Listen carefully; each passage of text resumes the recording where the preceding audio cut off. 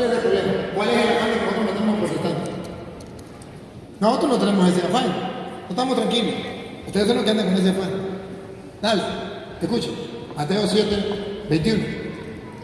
No es el que me dice, Señor, Señor, el que entrará en el reino de los cielos. Es que los evangélicos dicen que Cristo es el Señor y ya estoy salvo.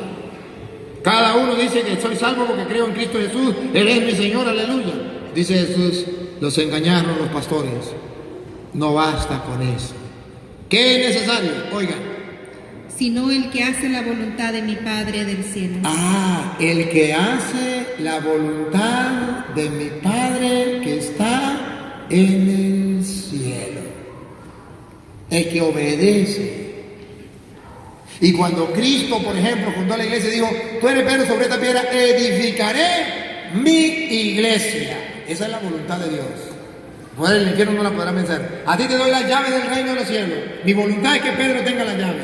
Lo que ate quedará atado, lo que desate quedará desatado. Esa es mi voluntad. Y no basta con que me diga, Señor, Señor, hay que hacer la voluntad de Dios. Escucha lo que viene. En el día del juicio. En el día del juicio, vamos a ver. Vamos a ver si en el día del juicio todos nos vamos a ir a sentar con Cristo a tomarnos un café. Escucha. Me dirán. No. En el día del juicio, muchos me dirán. Muchos me dirán. Muchos significan ateos, muchos significan evangélicos, testigos de Jehová, pentecostales, mormones, todas las sectas. Muchos me dirán. Señor, Señor, profetizamos en tu nombre. ¿Quiénes son los que profetizan en el nombre del Señor Jesús? Los evangélicos. Van casa por casa, van a las plazas, en los trabajos, en todas partes, andan profetizando en el nombre del Señor. Señor, hemos profetizado en su nombre. Sigue. Y en tu nombre arrojamos los demonios. ¿Quiénes son los que expulsan demonios? Los evangélicos. Los evangélicos andan expulsando demonios en todas partes, menos donde hay.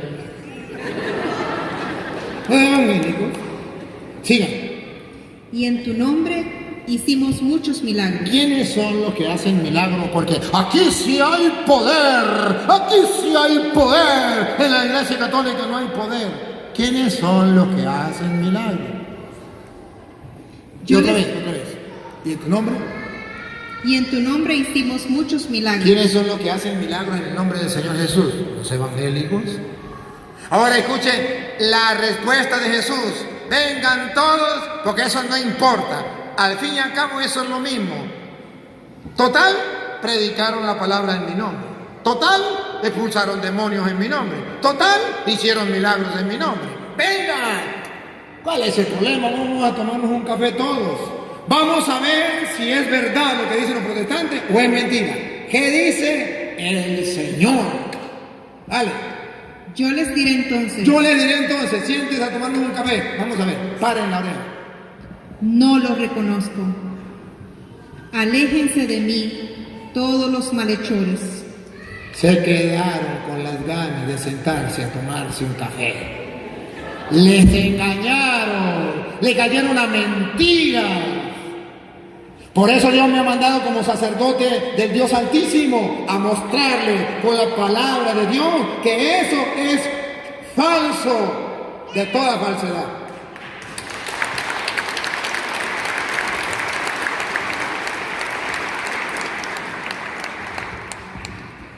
Hola Padre, buenas noches.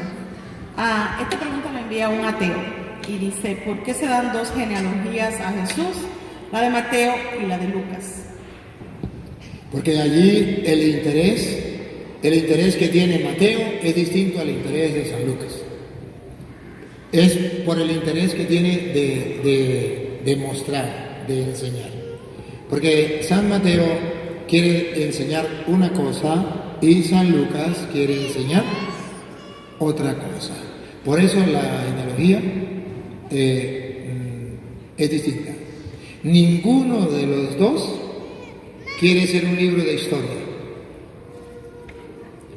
Los dos están interesados en enseñar en dar una enseñanza cristiana, una enseñanza de fe, pero ninguno de los dos quiere ser un libro de historia.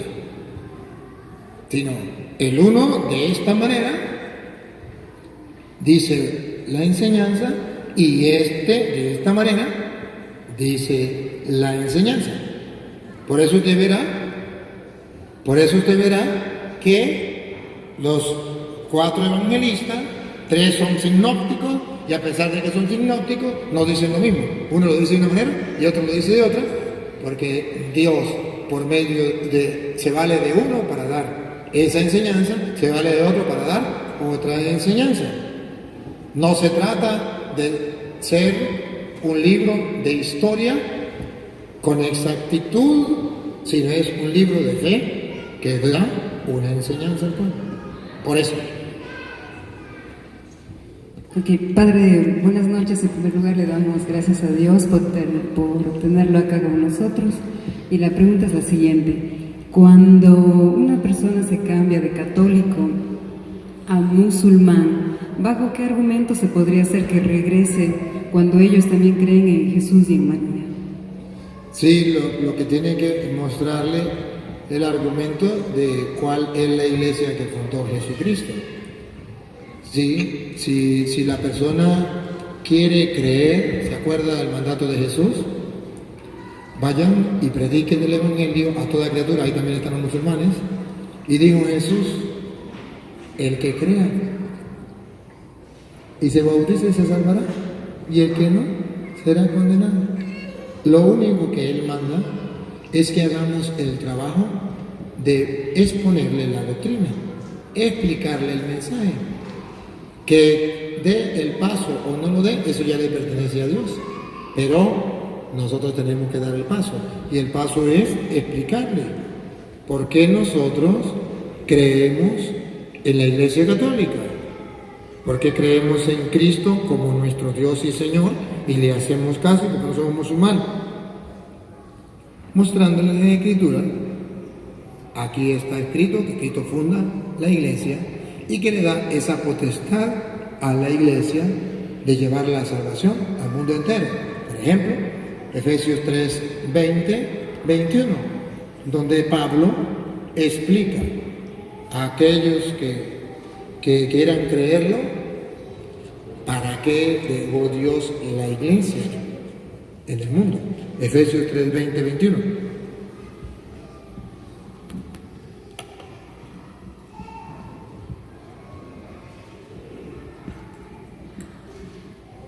A Él la gloria en la iglesia. Eso se le puede mostrar a Dios, la gloria se le da en la iglesia. Siga. Y en Cristo Jesús. No solamente en Cristo Jesús. Cristo es la cabeza, la iglesia es su cuerpo. Y a Dios se le da la gloria en el cuerpo completo. Cuerpo y cabeza. A Dios la gloria en la iglesia y en Cristo Jesús. Siga. Por todas las generaciones. Eso nunca va a cambiar. Siga. Y todos los tiempos. Así tiene que ser por siempre. Amén. Amén significa, eso es lo que Dios ha dicho y así tenemos que asumirlo, y el que lo quiera creer lo cree, y el que no lo quiera creer no lo cree. En resumen, a cualquier persona, sea atea, sea de otra religión, sea lo que sea, se le ha de predicar el mensaje cristiano, la palabra del Señor. Así lo hizo Pablo cuando le predicaba a los que no creían, los sacaban corriendo, se reían. ¿Se acuerda del rey que le dice, Pablo, por poco y me convierte? Y le dice Pablo, ojalá y fuera por poco o mucho que se convirtiera. Entonces, Dios nos invita a llevarle el mensaje a todos y no obligar a nadie, sino que sepamos que vamos a sembrar la semilla. Y si usted quiere ver que esa semilla da fruto, siempre y cuando usted la predique con fe, obedeciendo a Dios, y ore por esa persona, implorando el Espíritu de Dios, usted lo puede leer tarea en la casa, Ezequiel capítulo 37. Los huesos secos, que Dios le dice, predique la palabra, y agarraron carne, y después le dijo, imploren el Espíritu y tendrán vida, y agarraron vida. Padre, aquí hacen una pregunta. ¿Cuál es el pecado que no puede perdonar los sacerdotes ni los obispos, solamente el Papa? hay algunos pecados, lo que me recuerdo ahorita es, por ejemplo, una persona que agarre una hostia y se la lleve a un brujo para que haga lo que llaman misas negras. O hay personas que llegan y roban las hostias del sagrario. Esos pecados son pecados reservados al Papa. Una persona que se haga pasar por cura, venga y se siente a confesar y se haga pasar por cura. Que celebre una misa sin ser sacerdote, se haga pasar por cura. Esos son pecados reservados al Papa, por ejemplo. Sí, padre, buenas noches. Disculpe, yo andaba invitando a las personas de las otras religiones, ¿verdad? Los hermanos esperados, le digo yo. Yo le dije a este hermano que viniera acá y me dice, ese padre es un descarado, me dijo. Y yo le dije, ¿por qué? Porque él dice que Dios es el esposo de María. Y le dije yo, entonces vamos y vaya a desencararlo usted mismo con la Biblia, lleve su Biblia y demuéstrele dónde dice. Y después reflexioné y dije yo, le di gracias a Dios porque dije yo, él ya sabe quién es el Padre Toro y eso me alegré mucho. Que Dios la bendiga. Amén. Y que sepa que sí soy un descarado. Sí, porque expongo con descaro la doctrina del Señor. Y cuando uno expone algo con descaro, es un descarado.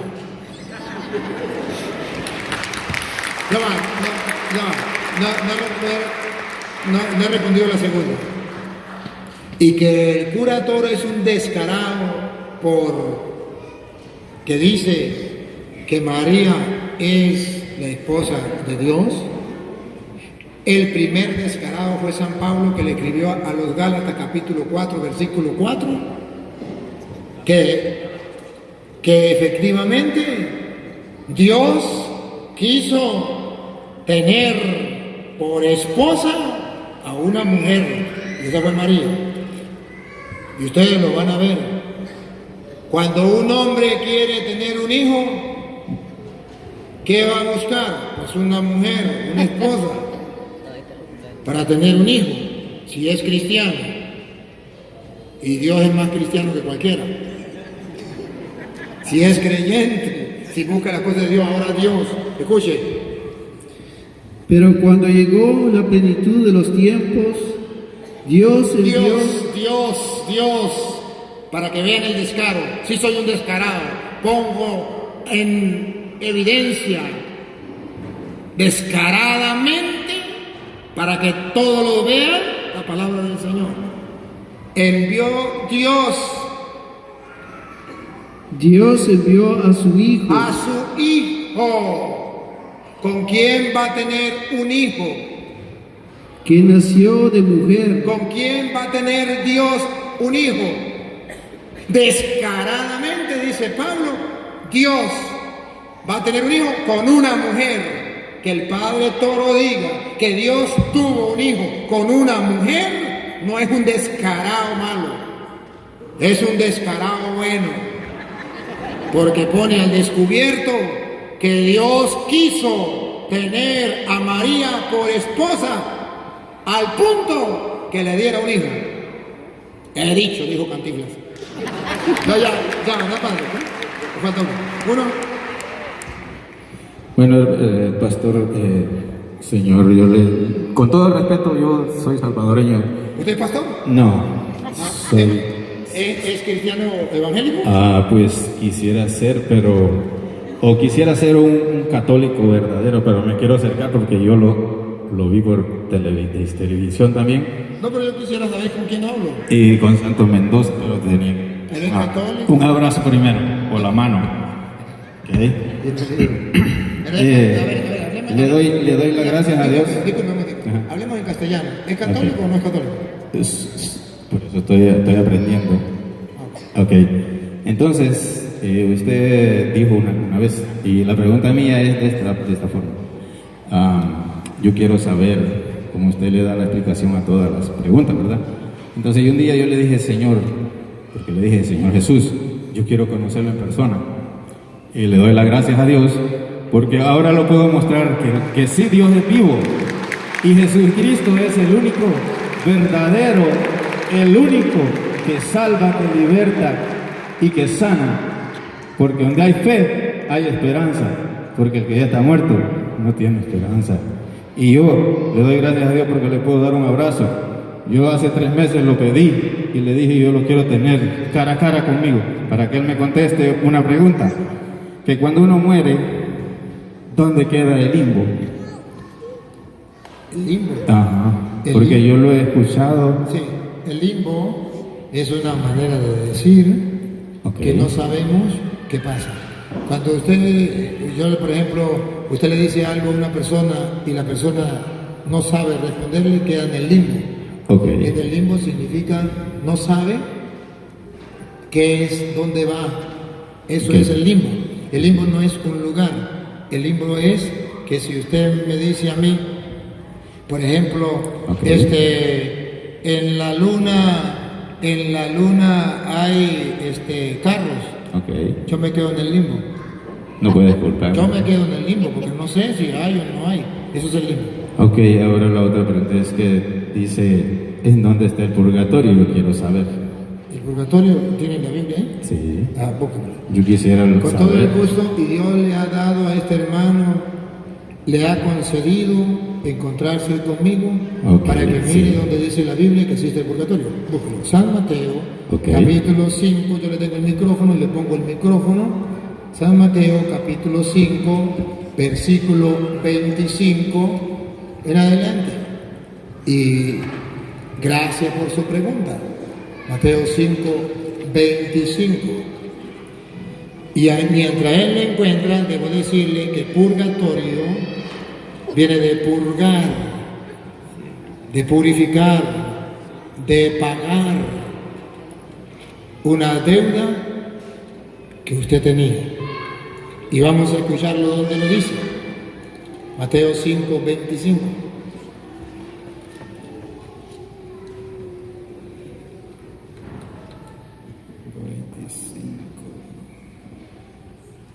De cierto te digo. ¿Puedo ir haciéndole eco a la palabra? De cierto os digo significa, ¿va a hablar mentiras o va a hablar verdad? ¿Y quién es el que va a hablar la verdad? Jesucristo. Él ya dijo la verdad, ahora nos queda a nosotros o creerle o no creerle, porque para que le creyéramos comenzó diciendo, de cierto os digo, que traducido al castellano significa, en verdad les digo. ¿Qué es lo que dice Jesús en verdad? Sin mentira, sin error equivocarse, que usted y yo lo podemos creer. Paren la oreja, pongan la lupa y tomen la foto. Okay.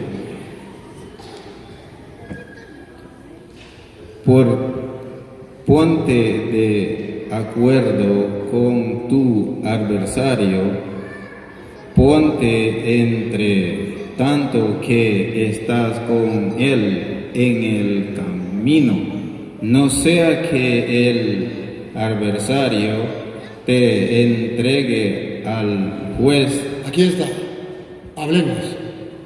Ponte de acuerdo con tu adversario mientras va de camino ¿a dónde? Al juez, al juicio. ¿Quién es el juez?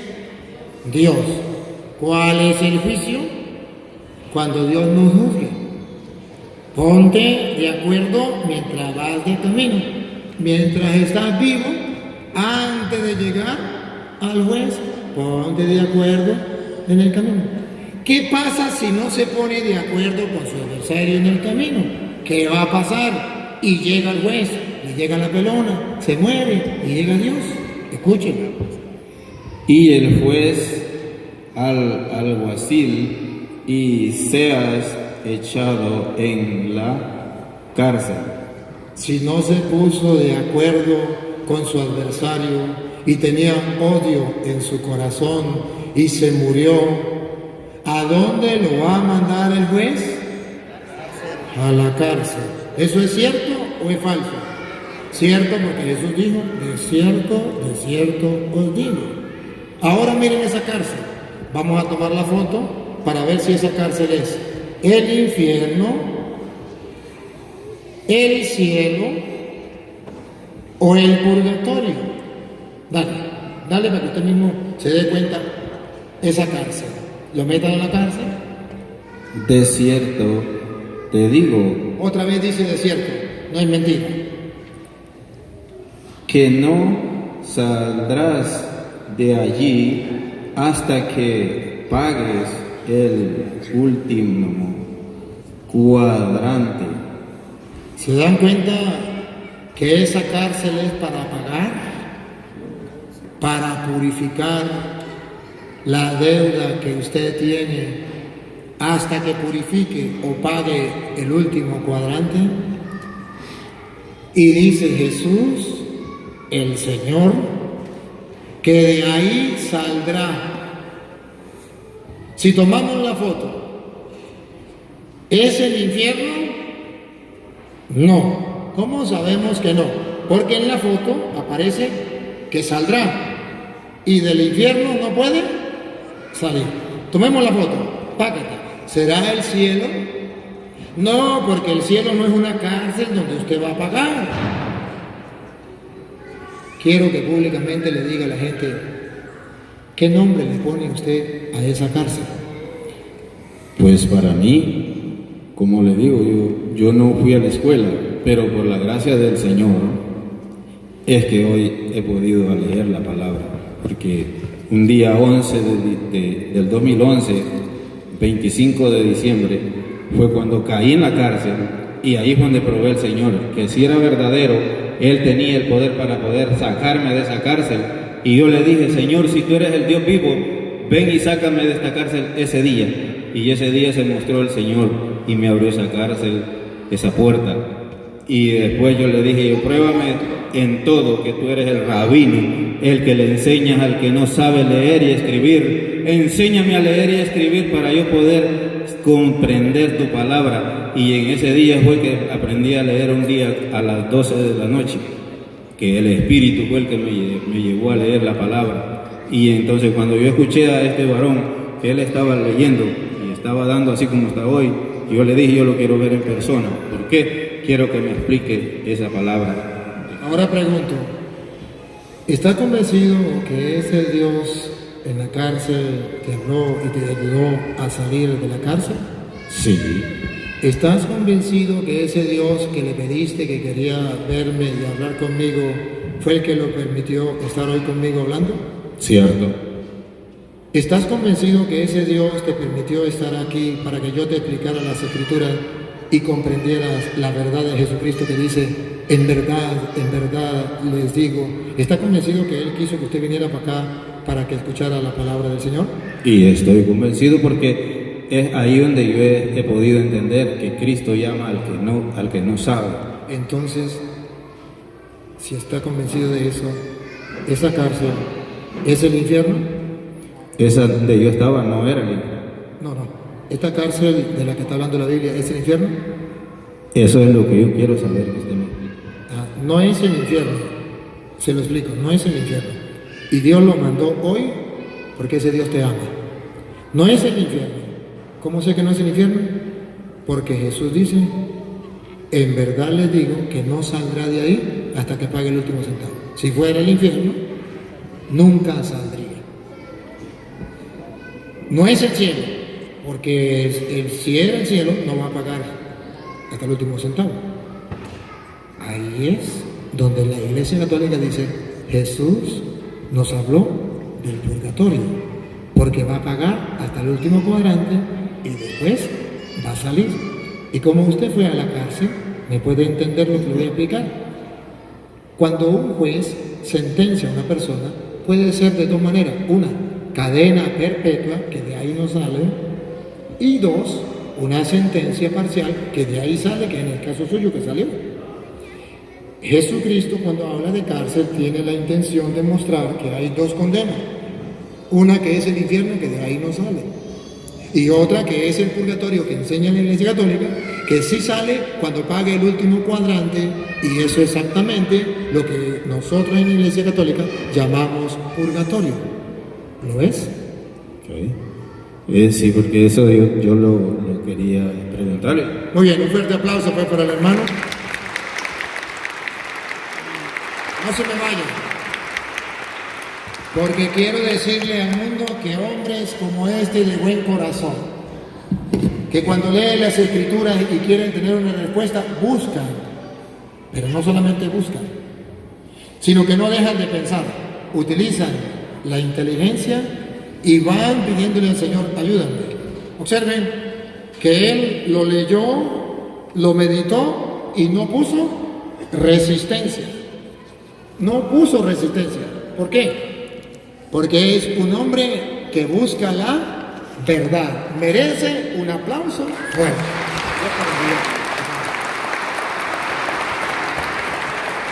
¿Ya puede cortar?